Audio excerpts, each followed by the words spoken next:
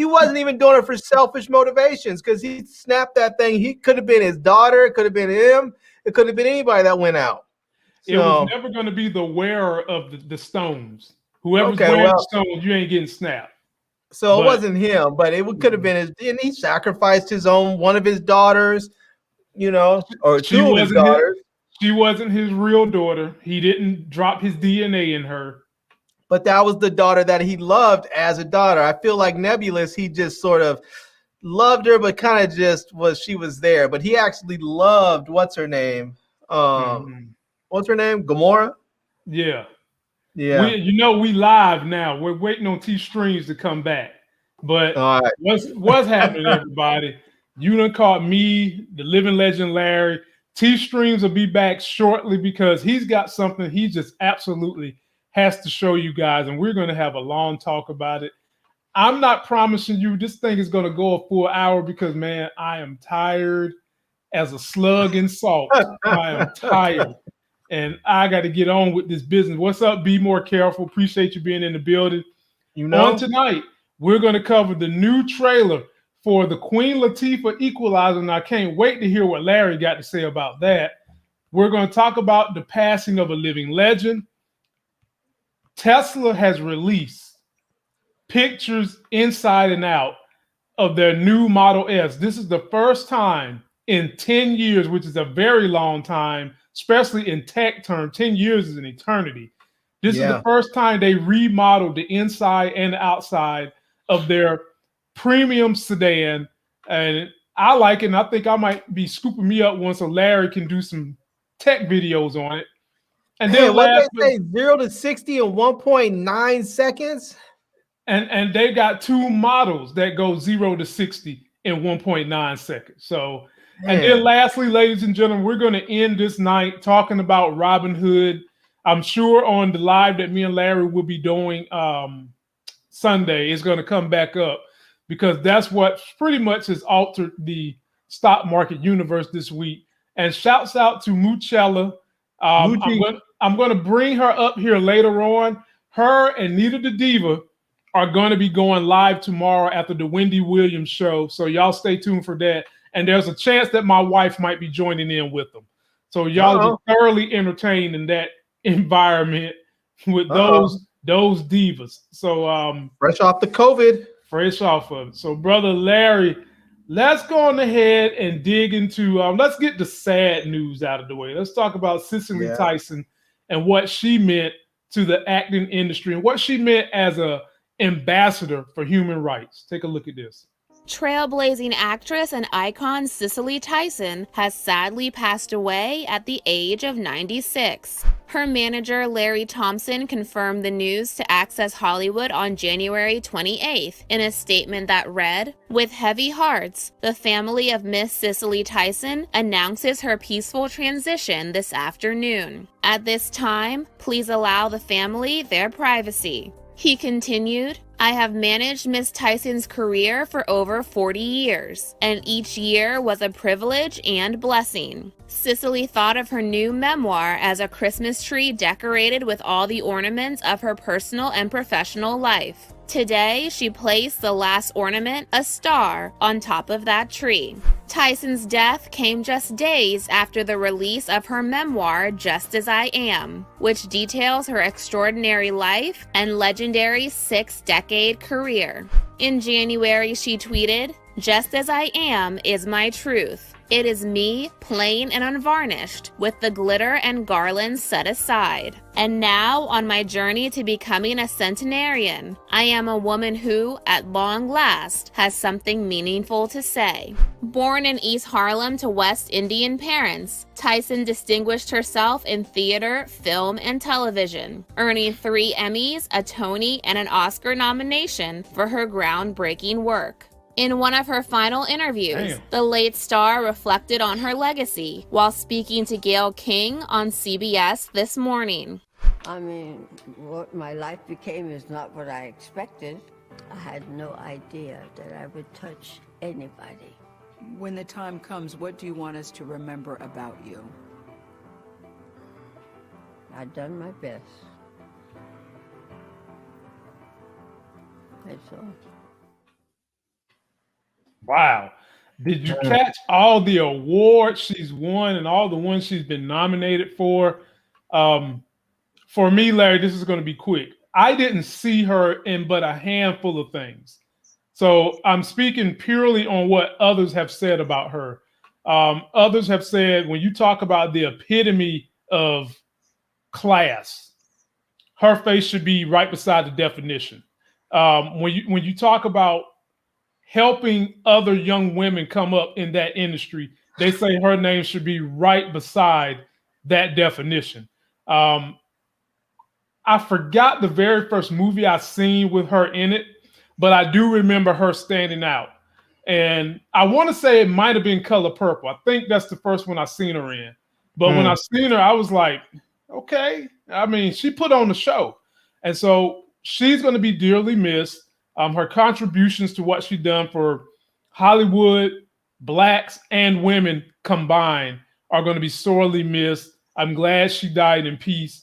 The floor is yours, Larry. But before I give it to you, let me shout out Nita the Diva and Mucella one more time because they're going to be going live tomorrow. For those of you that's just getting in here, they're going live after that man, Wendy Williams show premieres tomorrow. Damn, Raphael, I'm going to have to shout you out. Shout out to Raphael for the super chat. Shout out to Mike Willie for the big super chat.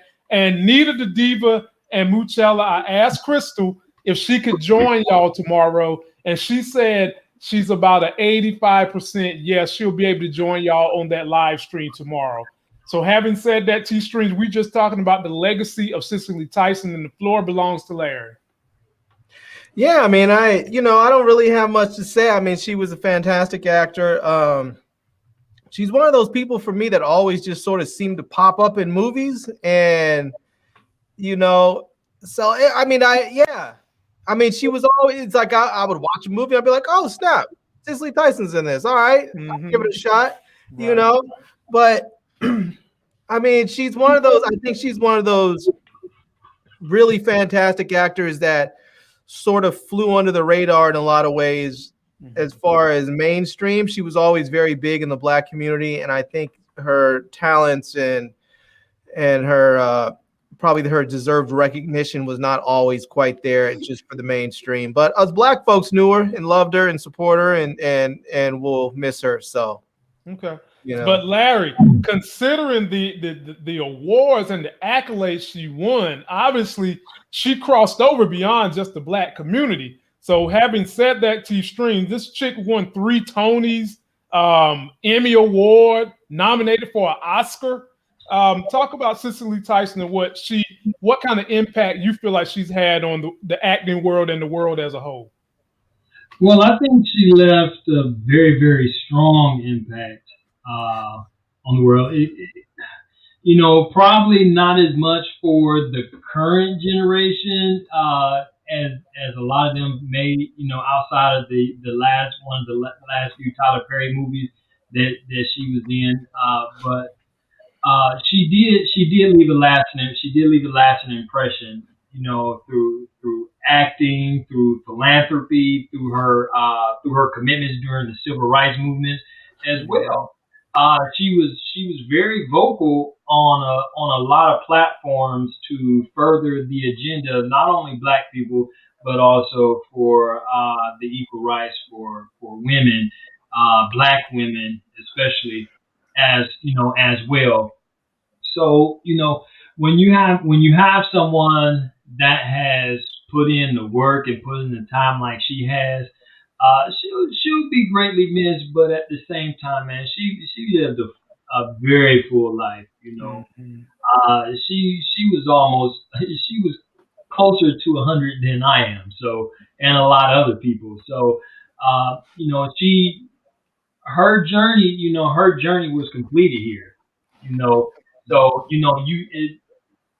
outside of just general sadness, I think that it was that time she fulfilled the duties that was here for her, and you're right, she's won plenty of awards, has been acknowledged on all kind of platforms throughout the years. And when you have someone on that iconic status that that passes, it is a tragedy that younger people, in this day and age. And when I say younger people, I mean like the 20 somethings and the teens that when they see the memorials and the RIPs going across Instagram and Facebook, they really have no clue who she is. But she lived a full life. She done well. I have zero issue with her and the legacy she left behind. And so hopefully there'll be several other women to pick up the mantle and follow in her footsteps as well. Absolutely, man. I didn't know about her and Miles Davis. Well, I'm not gonna say I didn't know about it. I forgot about it. I remember hearing it when I was growing up. And for her to deal with that and overcome it and still come out with grace and class, she'll be missed. And to those of you that don't really understand what T Streams is saying, and shout out to Mama Todd. Happy birthday! Happy birthday, Mama Todd. Hey, shoot us your Cash App so we can send you a little something if you got a Cash App. But when you're dealing with our old heroes and you see them kind of deteriorating as they get closer to that century mark, it's kind of a bittersweet thing. On one hand, you want to keep them here because you love them, you don't want them to die. But on the other hand, you want to see them not in misery. And I'm kind of dealing with that in my own family with someone who basically raised me, who's older now, who's just a fighter. But you can kind of see that she's starting to get to the point where it's like, baby, I'm ready to go home. I'm tired of being in all this pain. I'm tired of dealing with these aches each and every day. My legacy lives on through you. And hopefully her legacy will live on through actors that were inspired and chose her to be their role model. So I think that's where things will lead with her. And so, T-Stream, we're going to move on to a story that's about to have Larry cussing. No. Well, ladies and gentlemen, there is a new show coming out brought to my attention by the good fella Buzz that is going to be on CBS, and it's The Equalizer. Denzel Washington's Equalizer has now been made into a CBS TV show, and guess who the Equalizer is, fellas? It is the Queen Latifah is the Equalizer. Hey, stop it. Y'all know she was y'all first big girl crush because she damn sure was mine on Living Sea. So stop that mess. Stop it. Well, I know Larry don't do big girls, but they need love too. So let's take a look at this trailer and see if y'all think it's going to be any good. I think Buzz likes it, but let's see what the living legend Larry's got to say. Say hello. Let go of me. Who the hell are you? Neighborhood watch. Maybe you should mind your own business. I've tried. But it turns out I'm really bad at it. What's up with you, Mom? Out of nowhere, you quit your job last month and want to talk about it? You love traveling all over the world, being the big shot at your charity. It's complicated. This new side gig of yours is raising questions. The company must be pretty desperate if they sent your skinny ass up here. Well, they figured you'd kill anybody else. They want you back, Robin. You're the best they had. I don't work for them anymore. I'm using my powers for good. Why do I have a feeling this is not a social call? I need your freaky ass superpowers. 1, 2, 3, hit it! This world is just looking for a reason to put a young black girl on that side of the fence. Don't help them. Superman! When I can't sleep, it's not because of all the things I've done. It's because of all the people I couldn't save. Do you really think she could help? If anyone can, I'm Superman! it's McCall.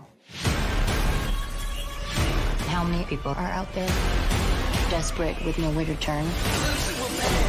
They have some way to turn. To me. Superman! I'm the one you call when you can't call 911. Superman, Superman, Superman, Superman, Superman. Hey, man, that ain't look too bad, Larry. Well, before you go in, it looked like they just took the A-team and squished all four of them into Queen Latifah. That ain't look bad. That looked okay to me, man. Queen Latifah looks good in it. She looks pretty tough. It's interesting. I might give it a shot. Larry, what you got to say? Come on, man. Seriously? Seriously? What was wrong with it, Larry? Tell me what was wrong with it. What did I miss? I'll tell you, first of all, Queen Latifah as an action star? What? I mean, I'm not anti-Queen Latifah at all. I mean, it's not like she's terrible. She's not the greatest of actors. I'll say that much for sure. Okay. She's definitely a personality, and I understand why they would want her because she's a personality, but she's not the greatest of actors. It's not like I think of, oh, let me find a female black actor who has a great range. It's not like Queen Latifah is on the top of my list or really even in my thought process at all. But I can see why someone might want her because she is a known quantity. She's a name. But I mean, here's part of the problem. I honestly believe they should have gone with it. And this is not reserved to just her. When I saw Denzel was playing the Equalizer, I love Denzel. I love his movies.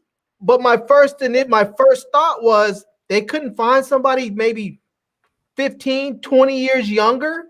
You know, so you didn't like Denzel in the role? I love Denzel in the role. I thought he was fantastic. Denzel, in every movie where I think he's not going to be the best in there, he wins me over because he is a fantastic actor. So you don't think Queen Latifah can show you off and step up to the plate and be the toughest nails drunk sister that she is? Did you see when they had her kicking that door in? She only got her leg up like this high, and it looked like the door was about to push back on her. Larry, I'm not trying to be. She's 51 years old in March. Oh my God, Larry! The woman's 50 years. She's 50 years old right now. Now I can tell you, as a 50-year-old man, I don't move the same way I did when I was 30. You know.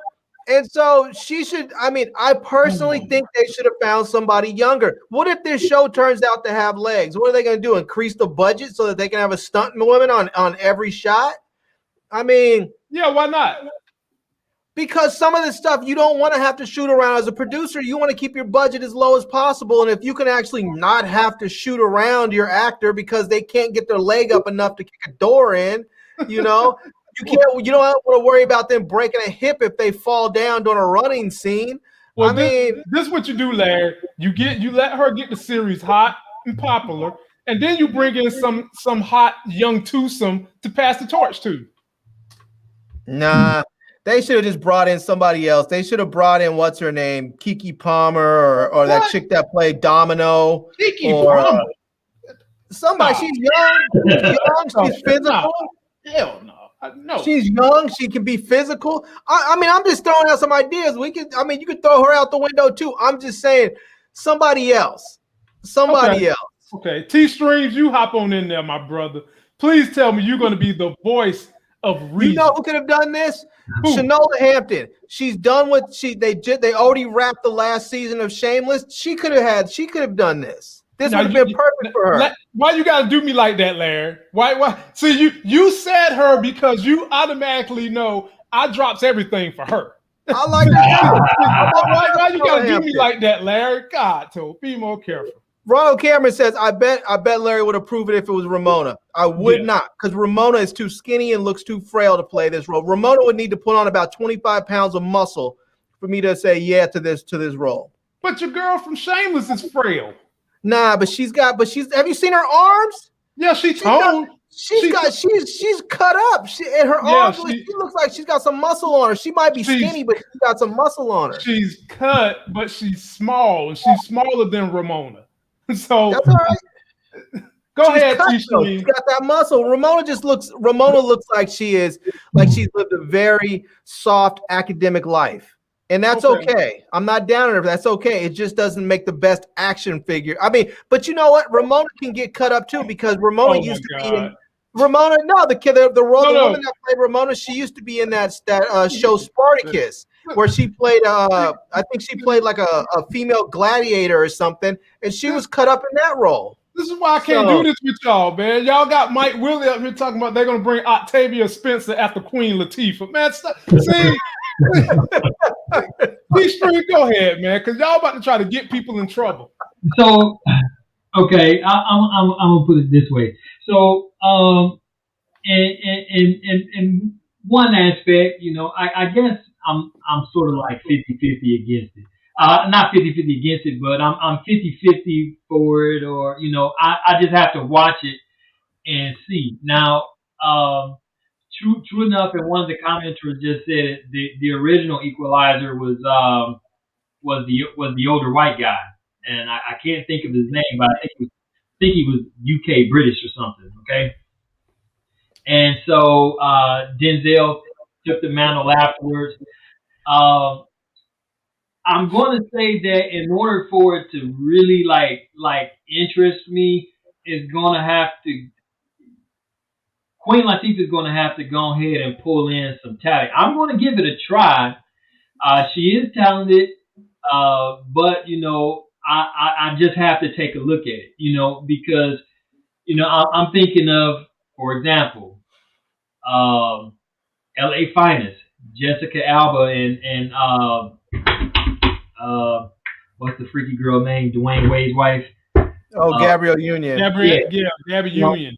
You know, I'm thinking, okay, yeah, watching like what the? I'm never watching Union. You know, me neither. so I tried. So I'm going to give it a shot. The trailer looks pretty fair, pretty decent. It's attractive enough to make me say, okay, I am going to give this a shot. You know, when you think of the Equalizer, you think of high physicality. All right. And I'm really sort of wondering how much physicality and athleticism is Queen Latifah able to bring to the table, because this long gone are the days of Cleo. You know, those days long gone. So we had a different phase of Queen Latifah. So her talent may be strong enough, and this may be an opportunity for us to actually see her talent pushed to a certain limit, considering some of the films that she's done, in the past. And so, and again, this is a TV show. So, you know, I want to see how this adapts and adjusts. So I'll put it on probation and check out the first few episodes, you know, just on the sole fact that I like Queen. But if it's like on some LA Finest bogus, it ain't gonna make it to the end. It's not gonna make it to the end. I have a very strong bullshit radar, and so if it's on and it's not, you know, no disrespect to the Queen, you know, her contribution is impeccable. You know, So she just doesn't seem physical enough to me, T-Streams. Like you were saying, when you think of the Equalizer, you think of high physicality. Like when I think of someone who's a action star, Halle Berry, when she was in John Wick, she was getting it in. She was getting it in. With Halle Berry, I felt like she was a believable action star to me. You know? Hello. That's just because you in love with Halle. Ladies and gentlemen, let us introduce someone who is going to be going live tomorrow night for the first time. Everybody's favorite Muchella, who is now hanging with the fellas for a little while. She will be going live tomorrow with Nita the Diva, and my wife says she's at 85% join in with y'all tomorrow. Yes. Because she's tired of me picking on Wendy Williams saying she's a man. So I think she just want to shut me up. That's what that is. Okay, I like to backtrack for a minute with Larry. Uh-oh. You know the first Equalizer was an old dude. Yeah. He's retired. You gotta cut the big girl some slack.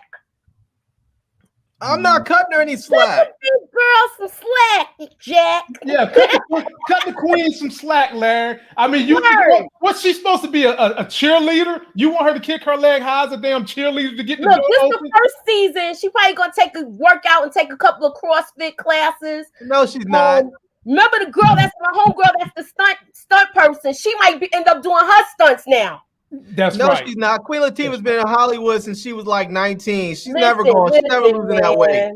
Listen, She's never losing that weight. Listen, you got to give our people a chance. Give the show a chance. I am giving our people a chance. Nah, I just you don't already like been her for that role. about she can't pick her leg up and all this nonsense. Come on, man. Did you see her try and kick the door?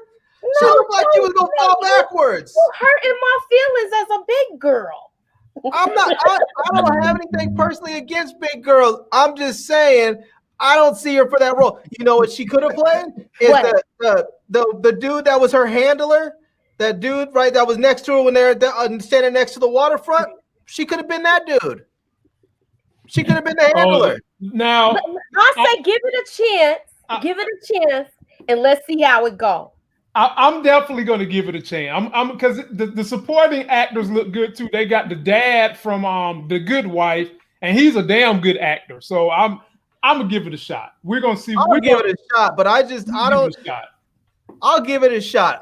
I'm not real certain about it. The only reason why I say I think that it might do okay is because it's on CBS. CBS seems to be pretty good about not like throwing shows out there and then canceling them really quickly. They seem to be one of those networks that actually gives their shows a chance to find an audience. So I think they do. If it's not great at first, they might do some retooling. They might, find some new writers or whatever. So it's possible, but yeah. Let me ask you something, Larry. What is it? The physical stuff you like? Like, I'm not feeling this because the physical stuff. This is impossible for her to do. Is it that, or what's like the real reason why you not feeling this idea? I'll tell you. There's two reasons. One, the physical stuff. I don't think she can be physical enough. I don't think her physicality is going to be enough. I don't see her looking realistic doing the stuff. I feel like you need someone who's more fit. And second, because of her age, if I'm thinking of running a TV series, I understand that the role is supposed to be a guy who left the CIA. From my understanding about the Equalizer, it wasn't somebody who retired from the CIA, but someone who left early. But he was an old guy. If you go back to the ones that was the Equalizer used to come on in the 80s. You know how I know? Because my mother used to watch that. My mother used to watch that show. She would watch that show religiously. When that was on, you had to be quiet. That was one of her shows. So now here's the other thing, Moochie. So here's the other thing is because of her age, I'm thinking as a producer, if let's say my show runs for 10 years. Right. Okay. So let's say that you're going to get a good long run out of this show, and let's just say it runs for 8 seasons, which is going to be about 10 years. That means your star is going to be like 60 years old. She's supposed to be at 61 years. At 6, she's 51 now. So let's say at 61 years old, as a plus size woman, she's supposed to be running around like she's some sort of action star. That's quarantine weight. That's quarantine weight. Oh my Lord! Man. Look, I'm changing this. We moving on. Moochella coming here talking about folks got pandemic pounds. That's pandemic pounds. Golly. Okay. Come on now. She's gonna be 61 years old. She's gonna be a plus size 61-year-old with bad knees trying to run around. Pandemic pounds. Come on, man. Okay. If I'm thinking as a producer, I'm just trying to argue my case. I see. Well, the next subject is one that Larry can have first dibs on, and I'll be second dibs to this. So you guys know I own a Tesla, and I invest heavily in Tesla.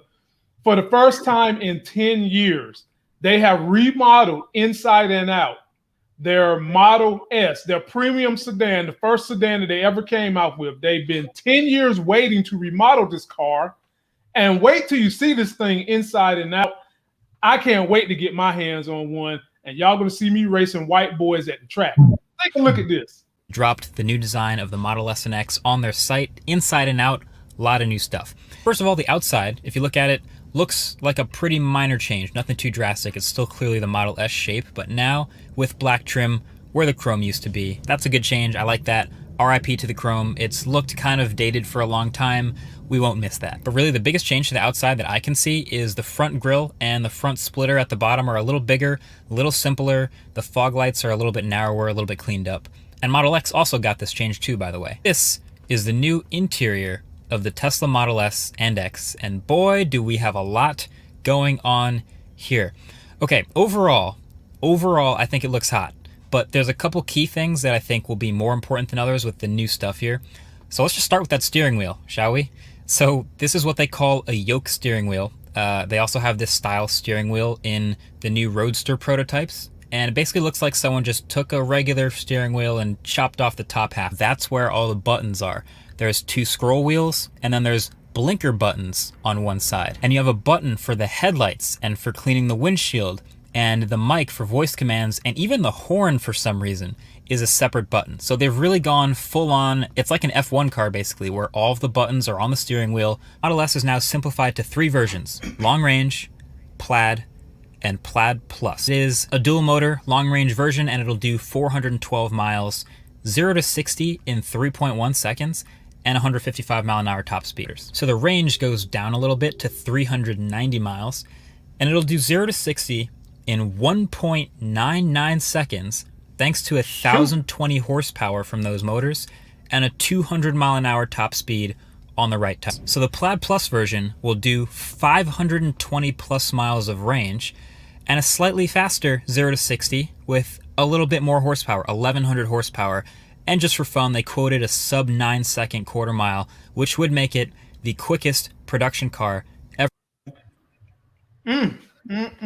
Larry, talk to us about that Tesla, and when is you going to get yours? Be sure to use my code. Woo, man.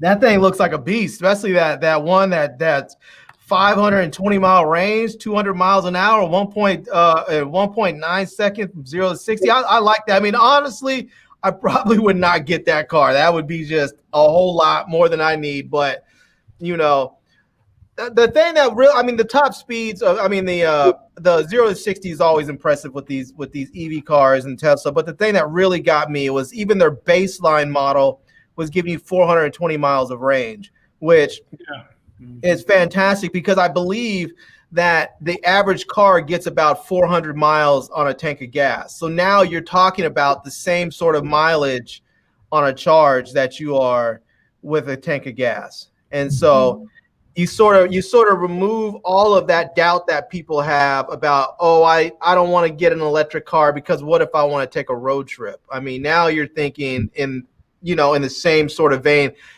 All Tesla really needs to do is just make sure that their charging stations are in such a way that people can easily access them if they are on a long road trip. So, yeah, I've been talking to my wife about one. I want one. She's not actually opposed to it, but as you know personally, we're actually in the process of buying a house or shopping for a house, so we're not going to be making any big vehicle purchases right before we try and find a house. So yeah, well, this is what they didn't tell you in that review. There are no gear shifts on this one. There's no stop to switch your gears. The car automatically senses when you need to go in reverse, and I'm very interested to see how that's going to work out, Larry. Yeah, it senses when you need to go in reverse. Don't ask me how. I don't know how he's going to pull this one off, but that's what it said. They sense it. There has to be some sort of manual override. Figure that out because I'm with. What about a malfunction or something? It just like how would the sensor actually work? If you driving and you going forward and then all of a sudden it's like, oh, you need to go backwards. You can always do that car like a computer. If you hit those 2 buttons that are on the steering wheel, you reset the whole thing like a computer. Oh, by the way, he also didn't mention in that particular clip that screen you saw on the front is 20 teraflops, Larry. 20. You can play console video games on that screen, and you can play them in the back. So if you got kids that got a wireless remote control, they can sit back there and play video games all day, all night. Now, 20 there's one thing he teraflops. brought up, Lamont.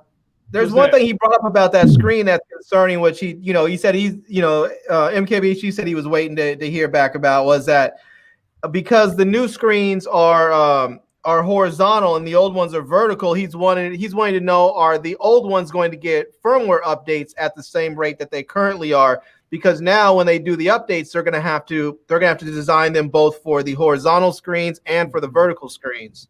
They're gonna. I'm 100% sure they're gonna start phasing that out, Larry. Or they're gonna get to the point where they're gonna want you to pay a little bit of a fee to get that type of upgrade for the software. But T-Strings, what you think? I done told you should have saved your money on that Navigator. Got you a Tesla. I ain't gonna get the one that go. I'm not gonna get the one with the 500-mile battery. I'm gonna get the one in the middle because my car go 0 to 60 in 3 seconds. So I'm used to all that. But hey man, I can't believe T-Streams. Say, what kind of deal I can get with your discount? Well, see, what happens is you get free supercharging. They don't give you no deal on the car. Oh, okay. You get free supercharging for about 6 months or something like that. Okay, so I'm looking at this, I'm looking at this, and I've been thinking for something good and nice for the upcoming summer. Dang man, I'm really digging it. It's just I'm so used to sitting tall and riding big. I had I don't even touch my charger. It's sitting in the backyard, man. And I think I would miss riding big, but I really like that. I tell you what I'm gonna do. When we take the baby to Detroit, we're trying to get up there sometime this summer. I'm gonna let you get in my car. I'm gonna let you see what it feels like. I'm gonna let you feel all that power. I'm gonna let you feel the self-driving, and I'm gonna let you see what it's like to be at a charging station up in the Detroit area. By route, I'm gonna pass through Larry's house so he can finally get his real deal review of the car, and then we coming straight to your house, T-Streams. Yeah, man, I look, I'll put it this way. I really like what I see. I like what I saw. That was really nice. And it's intriguing because, we sit here and we listen and see all the developments and everything that they coming up with. And I'm like, I should have went ahead and went for it back, when I got the Escalade, but man, look at that. That is something else, boy. That is that is a cockpit if you've ever seen one. It almost puts the steering wheel. It almost puts you in the sense of a cockpit or something. Absolutely. Well, T-Streams, I can tell you right now, all I know is 0 to 60 in my car is like 3 seconds. And I feel like literally my eyeballs is in the back of my head when I hit the gas. So I can only imagine what the hell it feels like to go from 0 to 60 in less than 2 seconds. I mean, do you ever like do one of these numbers? I only do it. Let me tell you when I do it, T-Stream. I only do it when the right redneck pulls up beside me and they 5.0 or their Dodge Charger or their Challenger, and then be revving up. I just look at them like this, and I ain't got nothing to rev, so I just look tough. Put my hand on the steering wheel, point at the red light, point at him, and then step on it. And I've never lost. And mine is not even the super fast one of my model. But I mean, you just can't beat that speed. It'd be funny if they added some muscle car sounds to the thing. If you can turn it off and on, so somebody pulls up to you, rev it up, and you just say, "Oh, hold on a minute," hit a button and turn that sound on, so you get some muscle car sound coming out the. Oh yeah, but speaking of which, Larry, now that you mentioned that, they did just drop an update where they unlock the speakers that are underneath the car. So when I blow the horn, after it beeps the horn, it'll beep whatever music I want to play behind the horn for 10 seconds. That was in the very last update. And it also has it that when you're parked, whatever you're listening to in your car, the speakers on the bottom of the car that they just unlocked with the update, you can play it like you in the boombox theater. The car is dope, man. Every time an update comes out, it increases value of the car. So Muchella, what you think about this particular Model S, and should I get it and do my tour to New York too? Look, I like that. I just want to know if you're gonna have "Move Get Out the Way" by Ludacris. You daggone right. Speakers outside. You daggone right. When you get it going, when you look over, and letting them know you can't see me. Look, John Cena. I mean, that's what I used to do because I had a 550 BMW. So I'm like, you can't see me. You can't see me. But see, let me tell you the problem with a lot of people. I'm gonna tell y'all the problem with a lot of like these old school dudes. These old school dudes know that these cars are fast, but because they hate the idea of something being this clean and not having noise, they refuse to break down and buy these cars. They there's like, I'm not buying that car. I can't hear nothing. And then every time they want to pull up beside you and race, they want to complain because they're getting their asses beat. So I mean, I don't know what to tell you, man. I mean, get you a Tesla. It's about the only thing I can say. And so let me ask you another question, Lamont, concerning that. Do they depreciate differently than normal cars? Absolutely, they depreciate these cars. The model. If you get your Tesla Model 3 and up, for the first 5 years, it appreciates in value because they send you updates over the internet. So that stuff I was just telling you about, the boom box, unlocking the speakers underneath the car, I didn't have that when I first seen let Larry see the car. They just opened that up. They just sent out another update where the self-driving can now detect stop signs. So if I hit the button to self-drive in the neighborhood, it detects stop signs and red lights now, and it'll stop and go on its own. It wasn't doing that when I first brought it for Larry to see it. So they send you an update usually once a month, and there's something new in each one of those updates. And there's no maintenance on the car T-Streams. There's no maintenance, no gas, and you just plug it up at the house. And if you're going on a road trip, you hit the supercharger. It shows you exactly where you need to charge, and it'll tell you how long. You hit the supercharger, and you keep on moving. So that model isn't out yet, though. Well, it's out, but it's the old body. What we just saw?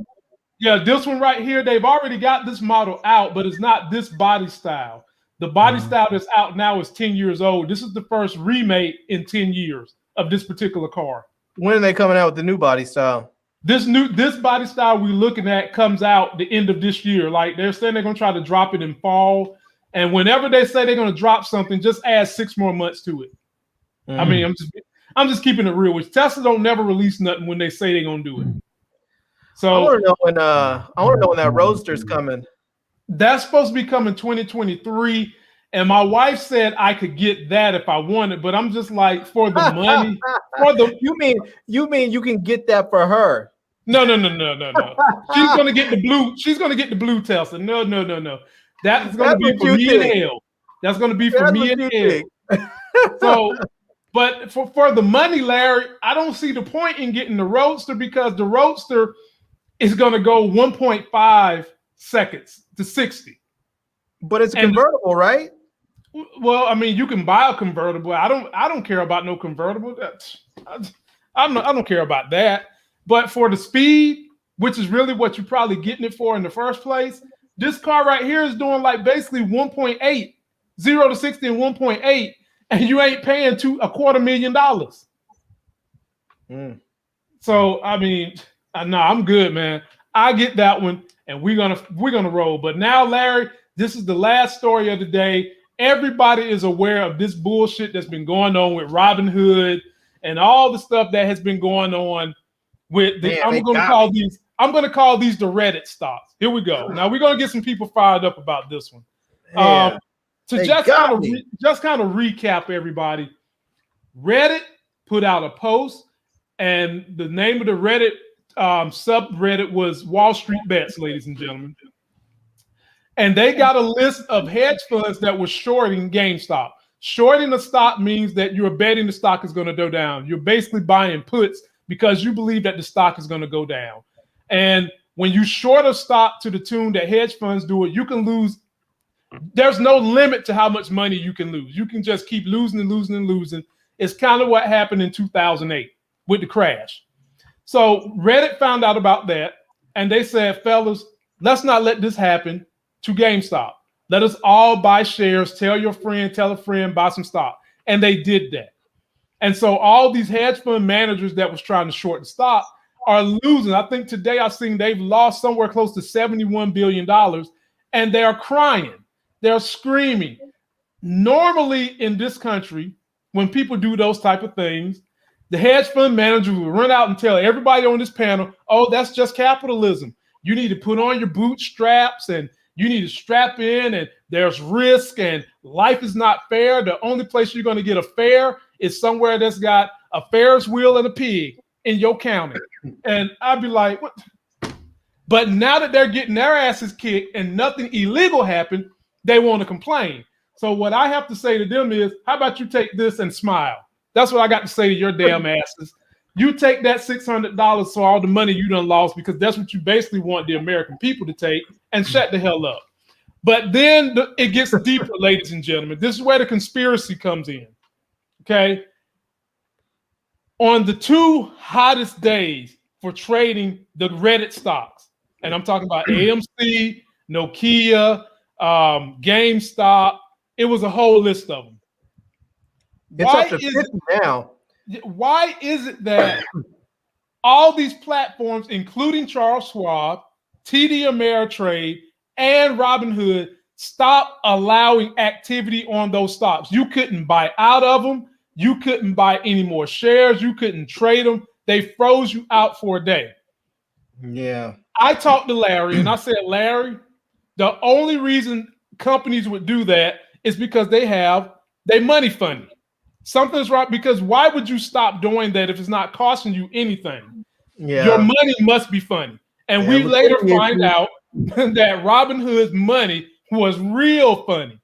But one of the best arguments I've heard for why Robinhood should be punished for what they did. Now, mind you guys, I'm a Robinhood guy. I built a huge Robinhood portfolio, but I'm very upset with them because I lost. Well, I didn't lose it, but I put in an order that would have made me, the day that they froze everybody out, I would have been in the good about $15,000. I put in a put order, and the stock came down way below what I said it would, which would have had me into the gain of about $15,000. So we've got all these senators, these council people, everybody saying Robinhood was wrong. But one of the most compelling arguments for why I think they was wrong is take a listen to a guy I normally don't care for, but I care about what he said this time. This is Kevin O'Leary, Mr. Wonderful. I don't agree with any of that. The truth is the market has always been a speculative place. No, but I think you have to hear the other side of this, Bill, because at the end of the day, there's some very powerful forces in play here that are actually good. So let me take a shot at it.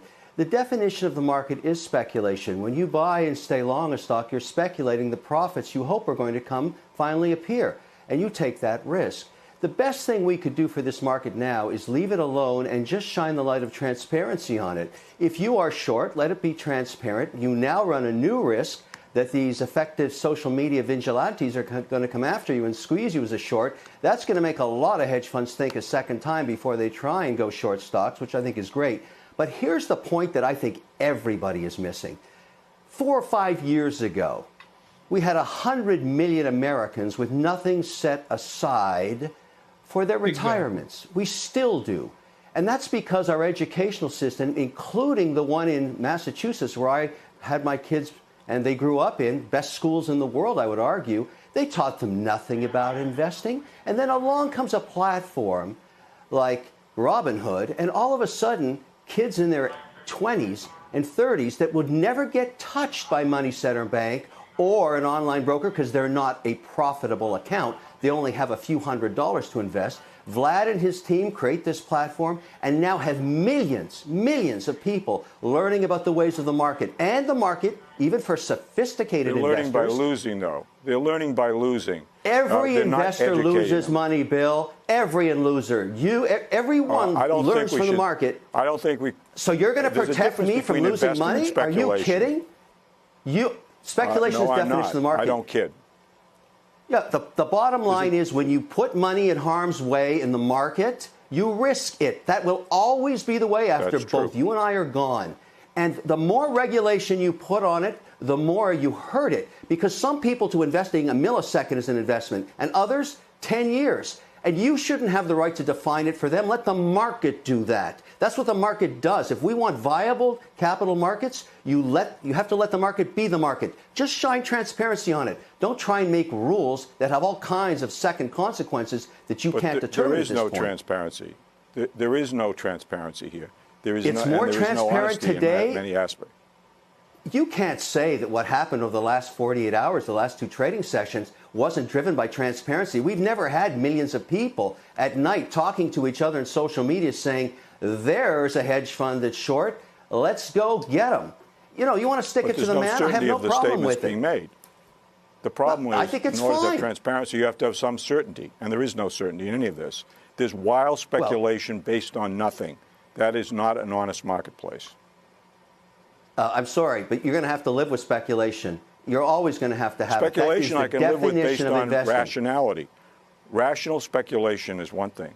Dishonesty. How do you know that GameStop executives aren't going to take advantage of this situation and build a brand and make a pivot, just like Netflix did when they were shipping out CDs in the mail? You don't know. Because they've shown you no have evidence. No idea. Either do I. They haven't even raised any capital on it. If they were going to be doing that, why wouldn't they be raising capital now to try to do that? They're not. Well, maybe they will. We don't know. That's the market. My whole point is if they can raise capital at these prices, they should. So normally I don't like Kevin O'Leary, but he made fantastic points. Don't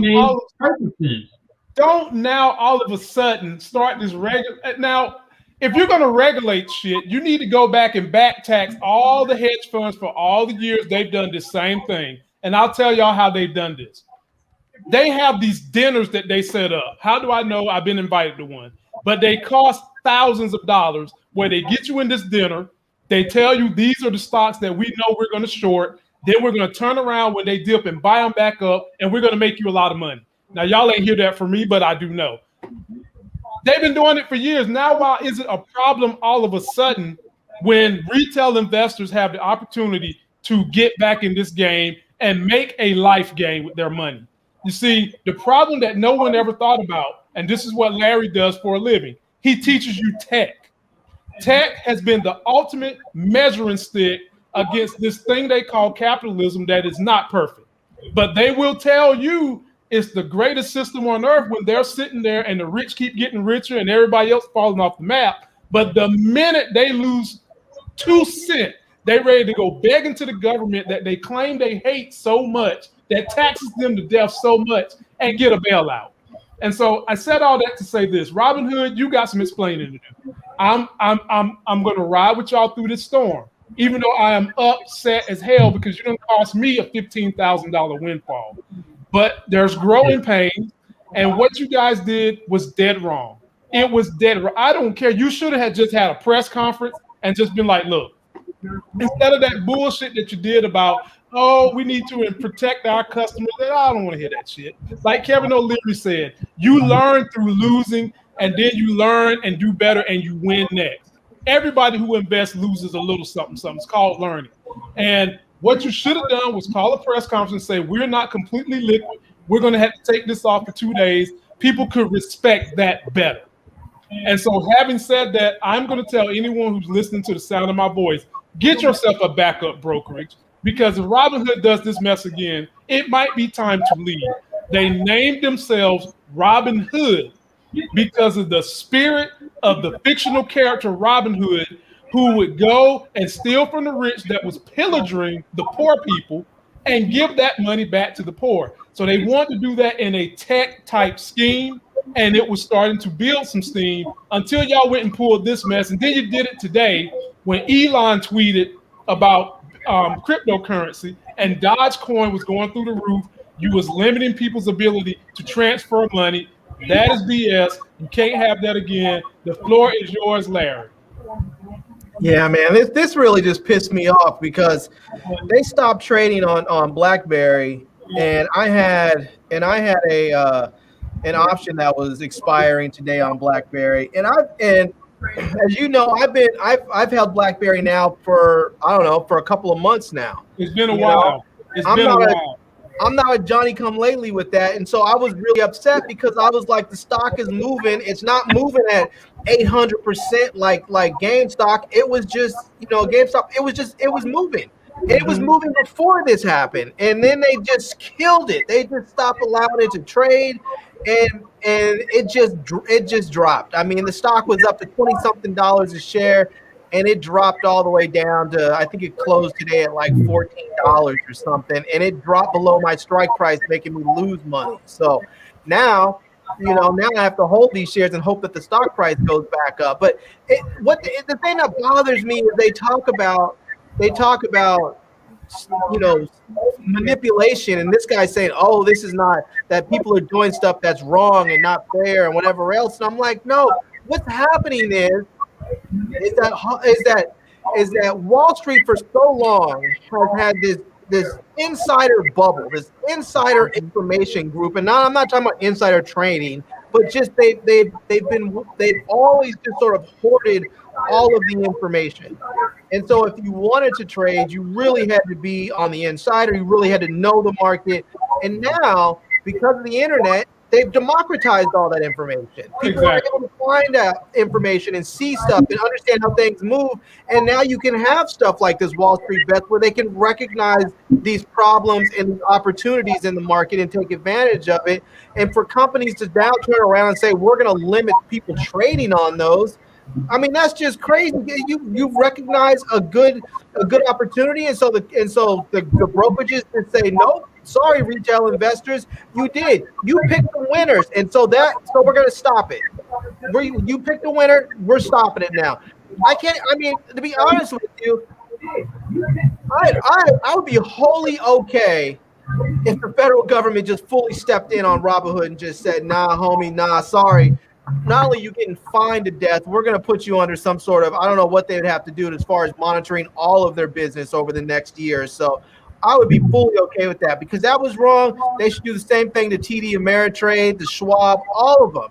I mean, it's absolutely ludicrous that you have 50-something equities on this list because people recognize there's a problem in the market and they realize, okay, you have all these hedge funds and large brokerages and banks that are doing this sort of insider sneaky shorting stocks, and we recognize the ones that are most vulnerable. So we're going to decide so we figure out a way where the little guy can also take advantage of that and make money from that.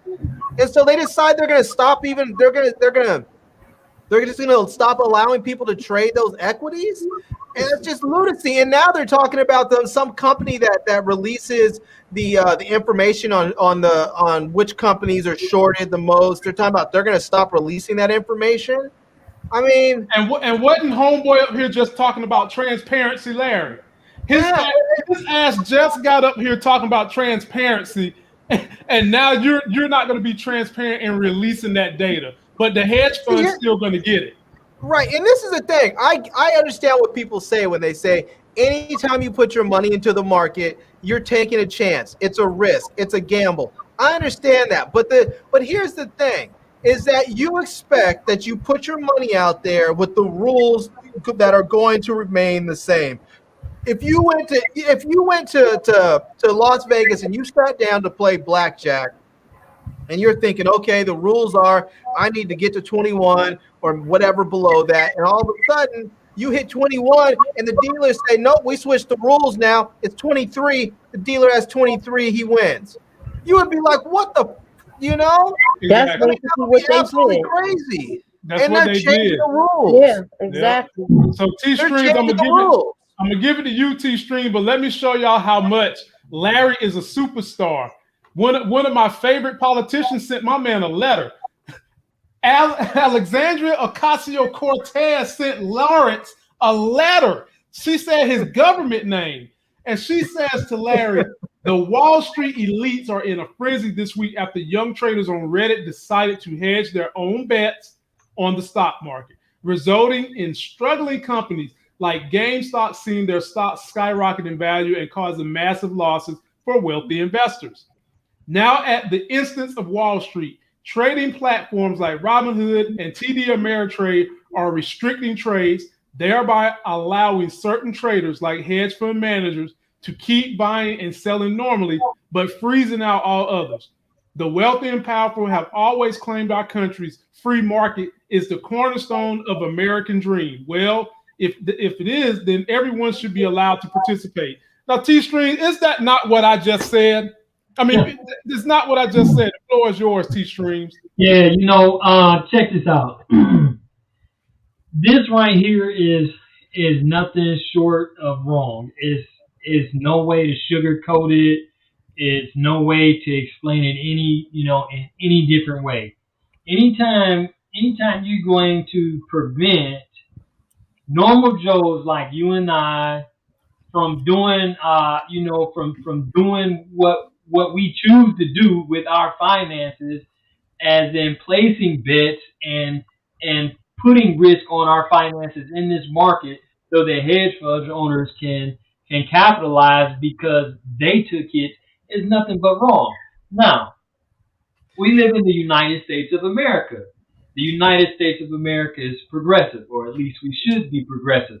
It was just a matter of time before the younger crowd, this is who they're blaming it on, that the young traders would find a way to make things work for them so that they can get a piece of this American dream. Mm-hmm.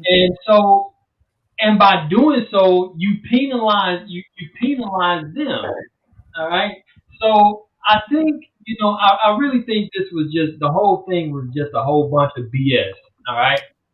I highly, highly believe there's nothing in my gut that's telling me otherwise. I think that both Robinhood and Ameritrade is going to probably get something's going to happen. All right. Because I'm going to tell you what's getting ready to happen now. These young traders, they see that this works. All right. Now, they're not doing anything illegal, but just using the social platform or the platform that they're using is no different from me going to Facebook with some type of influence and saying, look, everybody, hey, we should all invest in this. And everybody's like, okay, I guess it sounds like a good idea, and go ahead and invest. And the more people you have do it, of course, it's going to shoot it up. So there should be no penalty in that. All right. And I think that Robinhood, they're going to take some considerable losses because of this. Because what's going to happen is these people that orchestrated this, all right, they found this loophole, all right, and so they want to criminalize or penalize the loophole by shutting off trading to others. Okay, so they're going to do it again. They'll do it again, and what's going to end up happening is these other companies like Robinhood and stuff, they're going to keep restricting. They're going to keep showing favorites to the wealthy people, and it's going to eventually cause their demise. And if it don't cause their demise, it's going to definitely cause some really, really stiff consequences, because there's no way you can look at this entire situation and say that there is anything right about it. There's absolutely nothing that was right with what they did. I mean, they basically said, no, you can't have a piece of this American dream. We're going to save this for these guys over here that already have millions, and they may have lost a couple of thousand, or they may have lost a little bit, but we're going to save this for them, and so you can't get into the party right now. So right. That's basically what they're saying, and it's garbage. And pure garbage. Yeah. And so there's going to be some consequences behind it, whether there's some penalty against their IPOs, whether they lose value themselves, whether people start pulling their money out, because that's what's going to happen. Because people thinking, okay, everybody don't have $10,000, $20,000, $30,000, $40,000, $100,000 to invest in the stock market. They may only have a couple of $100, and these platforms are made for those to do that. So how can you regulate that I can't, and in the same breath say that I can go to MGM Grand and bet my entire life savings and lose it all without? You can't. You know, it's interesting you say T-String, because there was a woman on, I don't remember her name. She was a black woman for one of these investment firms, and she was saying, she was taking the same position that they should allow retail investors to do what they want to do. And she gave that analogy. She said, no one tells someone that when you get paid that you can't take your whole paycheck and go to Nordstrom's and blow it all on shoes on a single shopping trip. No one sits there and tells you, hold on, wait a minute. This is your entire paycheck. We need to protect you and shut you down and not let you buy shoes. She was like, no one does that. If you want to go and buy, you know, anything you want and spend all your money, you can do that. And so she was just saying this whole idea, this whole thing about we need to protect the little guy is just a complete and utter fallacy. All it really is the little guy found out a way to make money, and they're doing it at the expense of the big guys. Who's been making money at the expense of the little guy from day one, from the inception of this company. Now, Muchella, I'm gonna give it to you, but let's take a look at what social media had to say about this hypocrisy. Leon Cooperman talks about GameStop investors getting checks from the government, like Wall Street and major corporations have been bailed out with billions of dollars before. Who really gets the handouts? Certainly not the middle class. Having said that, Muchella, what do you think about this whole situation? That's facts, but this is not the first time something like that was done. When 9/11 happened, oh my God, a lot of airplane stocks back then. Do you remember when that happened? I remember. Do you remember the court case with that? Larry, do you remember me telling you about that, Larry? When they shorted the airline stocks? Yes, somebody in Saudi Arabia bought millions of puts. Yep. Millions of puts. When 9/11 happened. Yeah, when 9/11, right before, like 2 days before 9/11. Yeah. I think what's going to happen is I truly believe that they're going to end up regulating it in such a way that it's going to be more difficult to short stocks, and they'll do it in such a way where the big boys can still make a lot of money, but it's going to be more difficult. It's going to be they're probably going to make it more difficult for people to, you know, to do like unsecured calls. They're going to have to, you know, they're going to raise the requirements for margins and all kinds of stuff. They're going to make it more difficult for retail investors to invest. I think that's ultimately what's going to happen, because they're going to put it off as they're going to present it to us as we're protecting the little guys. We don't want the little guys to lose all their money, so we're going to make it more difficult for them to get into this situation in the first place. When really, ultimately, what they're going to just be doing is making sure that they can't democratize the, you know, Wall Street and investing, and making sure that the big guys can continue to do what they want to do, when they want to do it, how they want to do it, without having to have any interference from people like Wall Street bets and the average everyday retail investor. I mean, I think that's what's going to ultimately happen. Well, have you paid attention to what the stuff that Elon Musk has been tweeting though? I don't believe his stuff is genuine, because Elon Musk knows that Tesla is one of the most shorted companies on Wall Street, and he's worried about those people coming after him next. So he wants to play like he's down with the guys on the street. He wants to seem like he's just cool, and everybody, look, Bitcoin over here, Bitcoin, everybody. I said Bitcoin. It's just misdirection. He knows his company is like the most shorted equity out there, and he's afraid that they're going to come after him next and drive the damn stock price up to $3,000 a share, and all these short people are going to lose it. His company's going to start going haywire. He's just scared. I don't believe, don't get me wrong. I like his cars. I think he's doing some wonderful things. I don't trust Elon Musk. I think his position on that is fully disingenuous. So but here's the thing. Most of those guys in Silicon Valley do not like the hedge funds. And there's some truth in what Larry's saying about Tesla used to be one of the top shorted stocks. They are no longer. But the problem with Tesla is there are so many fanboys in Wall Street bets that do love Tesla. When Tesla had not the last run up, but the run up right before Tesla had to split, a lot of the noise was coming from Wall Street bets. And I can remember me and Larry sitting here talking about, man, how high is this thing going to go before it split? And do you remember, Larry? It got to $2,000 a share. Yeah. But a lot of the Silicon Valley guys have came out and made statements in favor of the little guys should have been able to invest, and they don't have a problem with what Wall Street Bet is doing. Kevin O'Leary, he's a tech guy. Chopmouth Popliteia, who owns the Golden State Warriors, came out and made a statement. Dallas Mavericks owner came out and made a statement. The guy that does Oracle, who's a staunch Republican, came out and made a statement, all in favor of the retailers being able to do this game, which the hedge funds have been doing for so long. And so when I say these people come out and do that, I think they're genuine. They've got some disdain for hedge fund managers. And I don't think anybody managers strong on Robinhood and on those apps. Do I think so? Yeah, I think.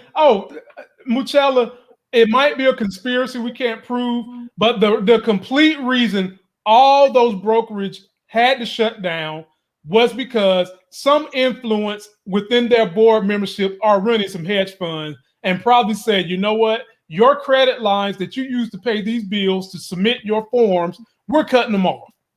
And if they get cut off, the company is left holding the bag for what goes on off margin. I can just tell you that right now. This is not conjecture. This is fact.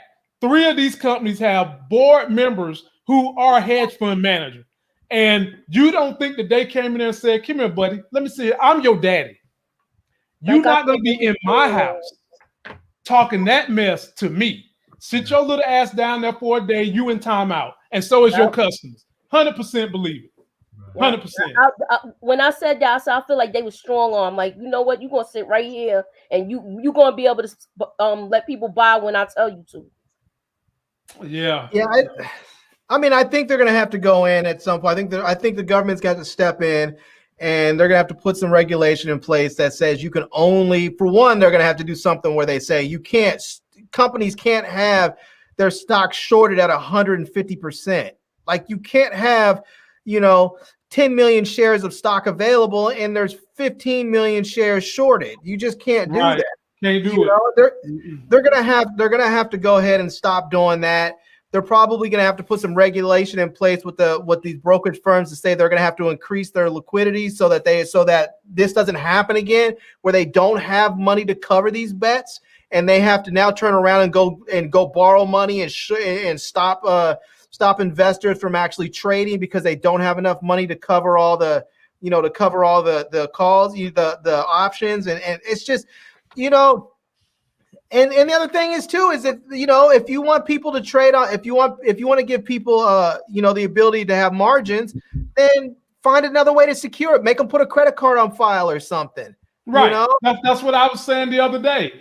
If if you're having liquidity issues with the margin, just turn off margin or make them have a credit card on file that is always available. Simple as that, man. So.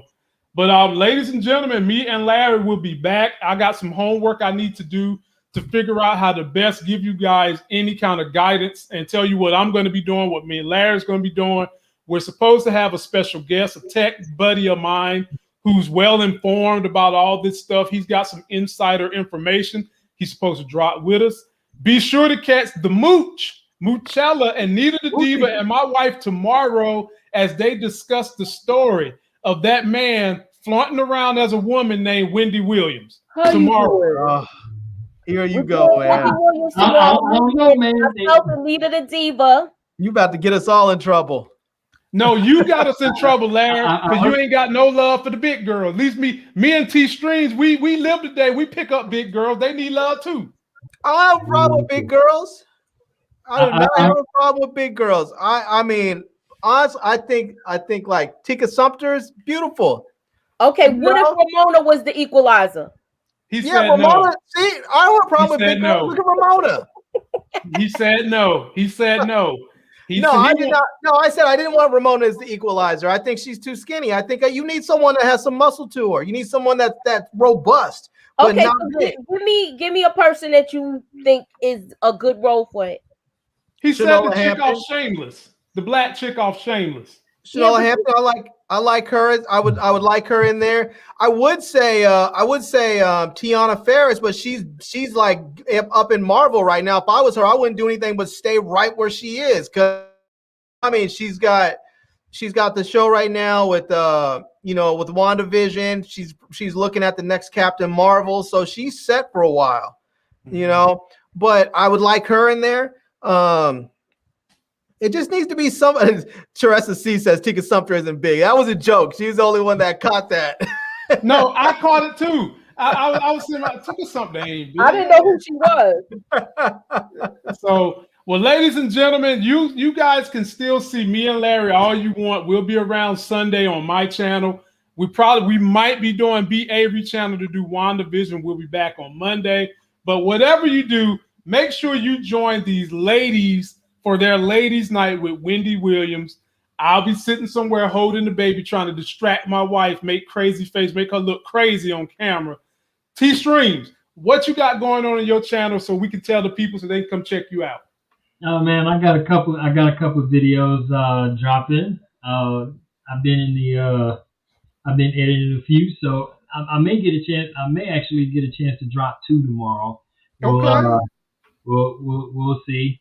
I did sort of have fun with the Bernie Sanders thing, and then too I've been trying to add some character to my dang on studio or man cave, whatever you want to call it here. So just sitting here chilling. But I may get a chance to drop 2 new videos tomorrow. I'm trying to crack into this YouTube algorithm so I can try to get my views up. So I know the only thing to do is constantly push content. So push content, my brother. Everybody that's on this channel right now, go subscribe to that, brothers. Hey, T-Streams, what's that heavy thing behind your head? That look is that don't tell me that's not Mjolnir, is it? Oh no. The dude got Thor's axe. Tell me about that hammer. My man got Stormbreaker. Man, hey, as you can see, is pretty big, man. It's big and it's heavy. I was gonna ask, did it have some weight to it too? Oh yeah.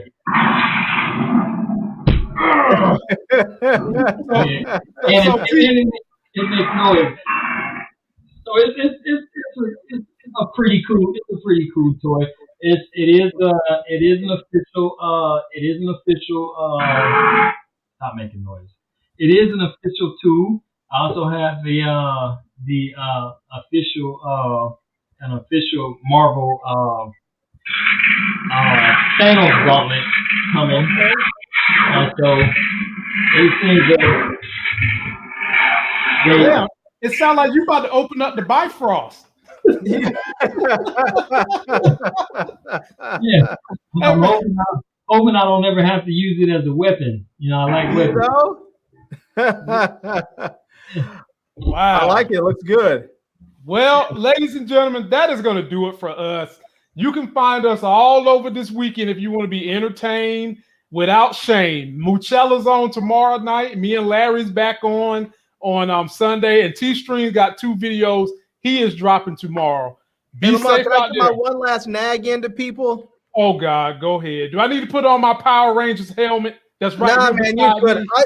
I just want to say, I know I nag people constantly to wear a mask up. Please, please, please wear a mask.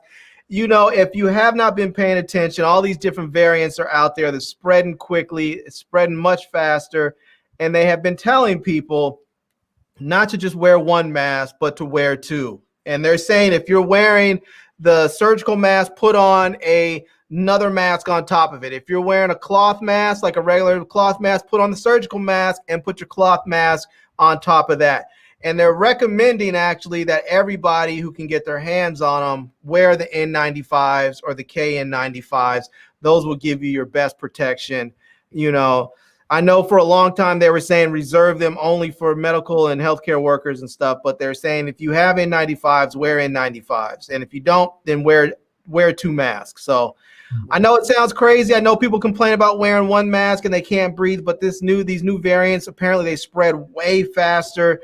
And I just don't want anybody out there getting sick or dying or spreading it to their family. And so just please mask up. That's my plea to you. I'll leave you be. Mask up, people. Get that vaccine when you can. And we'll see you this weekend. Peace.